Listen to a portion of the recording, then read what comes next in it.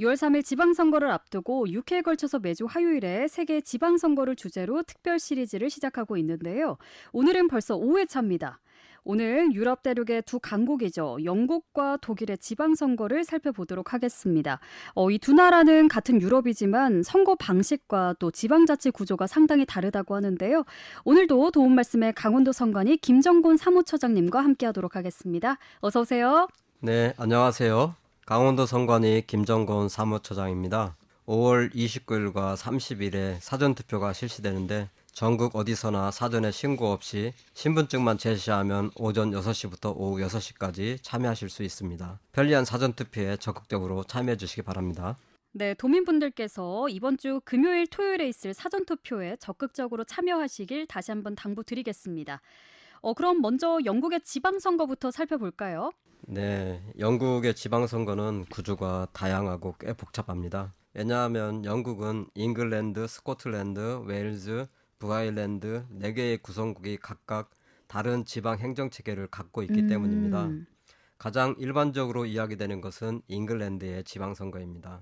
잉글랜드 지방선거는 매년 5월 첫 번째 목요일에 실시합니다. 해마다 선거가 있다는 점이 한국과 크게 다릅니다.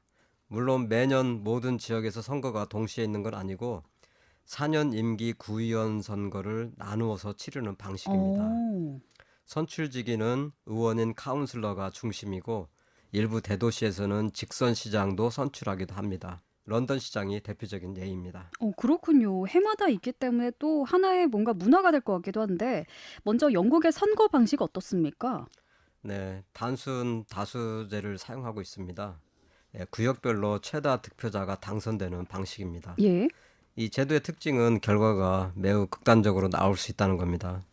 예컨대 어떤 지역구에서 보수당 후보가 45%, 노동당 후보가 40%, 자민당 후보가 15%를 얻으면 55%의 표가 사표가 되고 보수당 후보만 당선됩니다. 소수 의견이 의회에 반영되기 어려운 구조입니다. 그렇다면 말씀하신 것처럼 영국은 지방선거 결과가 특정 정당에 쏠리는 경우가 많겠어요? 네, 그렇습니다. 특히 잉글랜드 북부 도시들은 노동당 텃밭이고 교외 지역이나 농촌 지역은 보수당이 강세입니다. 네, 지난 2025년 잉글랜드 지방선거에서는 집권 노동당 스타머 정부에 대한 그런 중간평가가 반영되는 선거로 주목받기도 했습니다. 예. 영국에서도 지방선거가 중앙정부에 대한 중간평가 성격을 갖는 것은 우리와 비슷합니다. 자, 여기서 살펴봐야겠죠. 그렇다면 영국 지방선거의 투표율은 어떻습니까?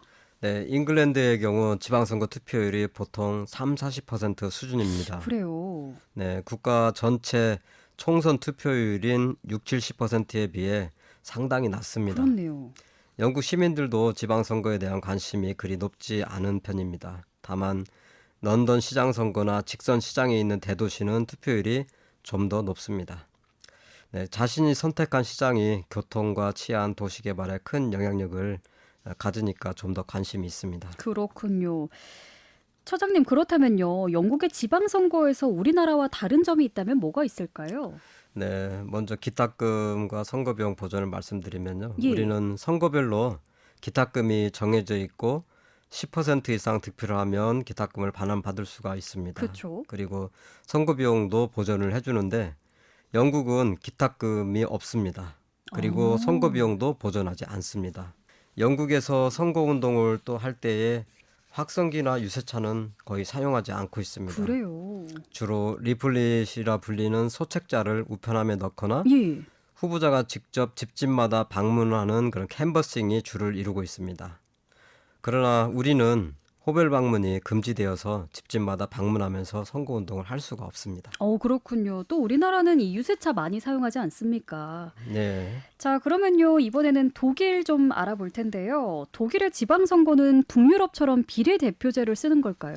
네, 그렇습니다. 비례대표제를 사용하고 있는데요.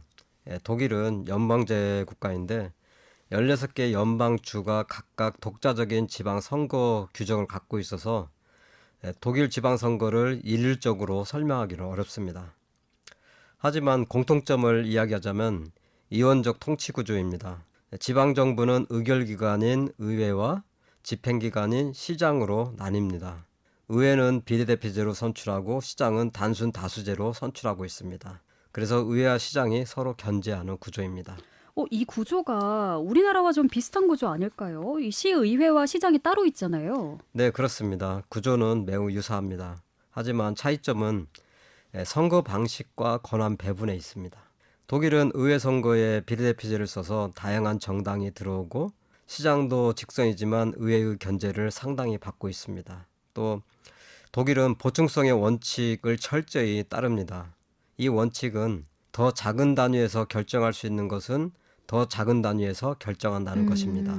즉 마을 단위에서 해결할 수 있는 문제는 도시나 주정부가 개입하지 않습니다. 이런 원칙 덕분에 지방정부가 실질적인 권한과 자율성을 갖습니다. 그럼 여기서 더해서 독일의 지방선거에서 흥미로운 특징을 더 꼽아주신다면요? 네, 두 가지를 더 말씀드릴 수 있습니다. 첫째, 독일에서는 유권자가 집중 투표와 교차 투표를 할 수 있는 주들이 있습니다. 예. 이 집중 투표라는 게 뭐냐면은 마음에 드는 후보에게 표를 몰아줄 수 있는 것입니다. 그리고 교차 투표란 서로 다른 정당의 후보들을 골라서 투표할 수 있는 것입니다. 예. 예컨대 한 유권자에게 세 표를 줄 경우 유권자가 한 후보에게 세 표를 몰아서 줄 수도 있고 여러 정당의 후보를 섞어서 뽑을 수도 있습니다. 이 때문에 개표와 집계 과정이 매우 복잡하여 최종 결과 발표까지 시간이 오래 걸리는 문제가 있습니다. 하지만 유권자 개인의 선택권이 매우 넓어진다는 그런 장점도 있습니다. 둘째, 독일은 1990년대 지방선거 제도 개혁을 통해서 시장 직선제를 전면 도입했습니다. 이전에는 의회가 시장을 선출했었는데 직선제를 바꾸면서 주민들의 지방 정치 참여가 더 활발해졌다는 평가를 받고 있습니다. 그렇군요. 마치 투표가 이사회 주조 투표 방식 같기도 한데 여기서 독일 지방선거에서 후보 등록은 어떻게 할까요? 네, 후보 등록에 우리가 좀 차이가 있는데요. 우리는 정당이 후보자를 추천해서 등록하거나 예. 그리고 무소속으로 등록을 하고 있습니다. 그렇죠. 그런데 독일의 경우 정당과 유권자 단체가 후보를 추천해서 등록할 수가 있습니다. 네, 유권자 단체가 뭐냐면은 이건 네. 정당법상의 정당은 아니지만 지방의회 선거에서 정당과 당당이 경쟁하는 시민들의 정직 결사체이고 오. 지방선거에서만 후보자를 추천할 수 있습니다. 유권자 단체가 추천한 후보는 지역의 규모에 따라 다르지만 대개 수십 명에서 수백 명의 유권자 설명을 받아야 후보 등록을 할 수가 있습니다. 연방선거, 주선거에서 1% 이상 득표한 정당은 보조금을 받을 수 있는데 오직 지방선거에만 참여하는 유권자 단체는 원칙적으로 보조금을 받을 수가 없습니다. 네, 유권자 단체는 주로 회원들의 회비나 기부금, 당선된 의원들이 내는 세비 기부금으로 운영되고 있습니다. 재정이 넉넉하지 않기 때문에 화려한 유세보다는 발로 뛰는 선거운동을 선호합니다. 그리고 또 우리와 달리 후보 등록 시에 기탁금이 없어서 납부할 필요가 없습니다. 그렇군요. 영국이랑 독일 모두 이렇게 되면 선거 후보 등록이 좀 더 자유로울 것 같은데요. 독일 지방선거에서 선거 운동 어떻게 하는지도 궁금해요. 네, 독일의 선거운동은 거리 가로등에 정당의 정책과 후보 얼굴이 담긴 플라스틱 보드를 부착해서 하고 있습니다. 우리의 현수막과 비슷하지만 규격화된 보드를 사용해서 도시 미관을 덜 해치는 그런 편입니다. 네, 그렇군요. 이 영국과 독일의 지방선거, 선거운동까지 들어봤습니다. 자, 우리나라만의 어쩌면은 자랑할 만한 제도이지 않을까 싶은데 사전투표죠. 이 사전투표율이 5월 29일과 30일입니다. 이 사전투표에 대해서 설명 부탁드릴게요. 네, 우리 사전투표는 세계적으로도 유일하고 선진적입니다. 우리 한국처럼 전국 어디서나 사전에 신고 없이 사전투표가 가능한 나라는 전혀 없습니다. 사전투표를 도입하기 전에 전자투표를 도입하라고 추진했었습니다. 예. 전자투표의 장점은 첫째, 전국 어디서나 사전에 신고 없이 할 수 있다는 거. 둘째, 투표 마감과 함께 개표도 마칠 수가 있다는 것이었습니다. 예. 네, 국회에서 전자투표 도입이 통과되지 않자 우리 선관위에서는 부재자 투표를 개선한 사전투표 제도를 추진하였습니다. 예. 네, 부재자 투표는 사전에 신고하고 지정된 부재자 투표소에서 투표를 하여야 하므로 매우 불편하여 이용자가 많지 않았습니다. 그러나 사전투표는 통합선거인 명부와 선거 전용 통신망을 이용하여 전자투표의 첫 번째 장점인 신고 없이 전국 어디서나 할 수 있도록 하였습니다. 전 세계 어느 나라도 이와 같이 투표에 참여하지는 못합니다. 네. 이 질문을 좀 조심스럽게 드려야 될 것 같아요. 한간에 사전투표가 해킹이나 조작이 가능하다, 이런 주장을 펼치는 분들도 계셨거든요. 이에 대해서 좀 어떻게 생각하십니까? 네, 전혀 가능하지가 않습니다. 사전투표는 통합선거인 명부와 선거 전용 통신망이 있어서 가능합니다. 통합선거인 명부의 서버는 암호, 방화벽 등 다양한 해킹 차단 시스템이 설치되어 있습니다.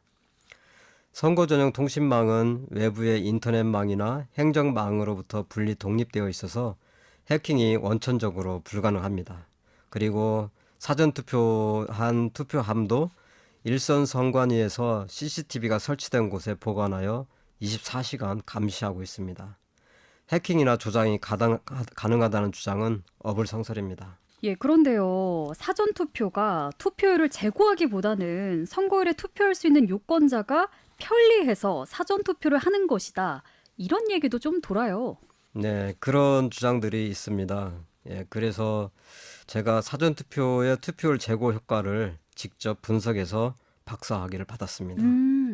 네, 지난 2014년부터 2020년까지 실시된 대통령 선거와 국회의원 선거, 지방선거 등 전국 단위 선거를 분석하였습니다.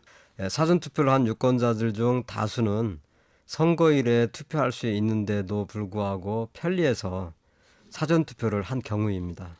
사전투표의 투표율 제고 효과를 측정하기 위해서는 이런 유권자들을 제외하고 순수하게 선거일에 투표할 수 없었지만 사전투표가 있어서 투표에 참여한 유권자만을 측정해야 합니다. 예. 네, 그래서 이 유권자만을 제가 측정한 결과 예, 예. 사전투표율이 20%일 경우 순수한 투표율 제고 효과는 평균 5%대를 기록하였습니다. 오, 나머지 15% 정도는 사전투표가 편리해서 참여한 유권자들이었습니다. 그렇군요. 사실 사전투표 생각해보면 세계 어디서나 또 쉽게 투표할 수 있잖아요. 세계적으로 우수한 제도인 것 같은데 우리 도민들 또 우리 국민들도 자부심을 가져도 되겠습니다. 자, 그러면요. 앞서 좀 유일하다 말씀하시긴 하셨는데 영국과 독일에도 우리의 사전투표와 비슷한 제도가 있을까요?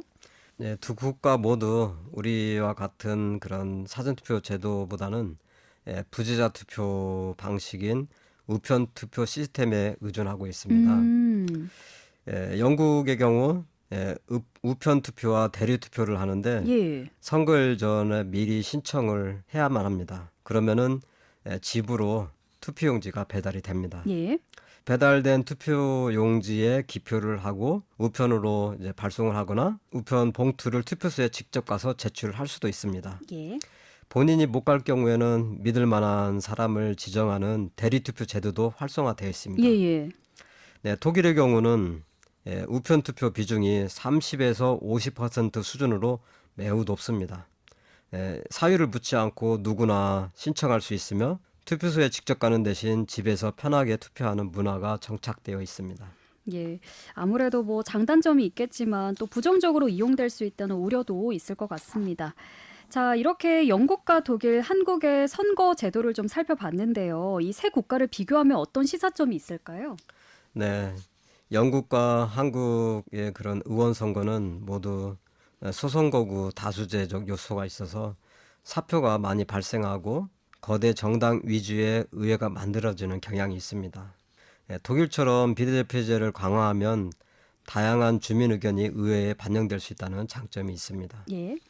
또 독일의 보충성 원칙과 연방제는 우리의 지방 분권 논의에도 시사점을 줄 수 있습니다. 우리 한국도 지방 분권 강화를 오랫동안 논의해 왔지만 아직 중앙정부의 권한과 재정이 압도적으로 강합니다. 지방정부에 더 많은 자율권과 재정이 돌아가야 지방선거도 더 살아날 수 있다는 그런 교훈입니다. 한편 영국과 독일은 직선 시장제를 확대하고 있는데 런던을 포함한 여러 대도시에서 직선 시장이 강력한 권한을 갖고 교통과 치안, 경제 정책을 펴면서 지방선거의 주목도가 높아졌습니다. 한국의 광역단체장과 기초단체장이 이와 비슷한 역할을 한다고 볼 수 있습니다. 예, 이렇게 비교도 유익하게 들어봤습니다. 자, 아쉽게도요, 저희가 이제 남은 시간이 별로 없어서요, 다음 주 마지막 회에는 미국 지방선거와 함께 세계 지방선거를 종합 정리해 볼 텐데요. 아쉽지만 오늘은 여기까지 듣겠습니다. 사무처장님 오늘 말씀 고맙습니다. 네, 고맙습니다. 도민 여러분, 우리의 사전투표를 신뢰하고 투표에 참여하셔도 됩니다. 29일과 30일 오전 6시부터 오후 6시까지 신분증을 가지고 어느 사전투표소든지 가셔서 투표를 꼭 해주시기 바랍니다. 네, 29일과 30일 금요일과 토요일에 꼭 사전투표 하시길 바라겠습니다. 자, 그럼 저희는 다음 주 화요일에 마지막 방송으로 다시 돌아오겠습니다. 지금까지 강원도 선거관리위원회 김정곤 사무처장님과 이야기 나눠봤습니다. 6월 3일 지방선거를 앞두고 6회에 걸쳐서 매주 화요일에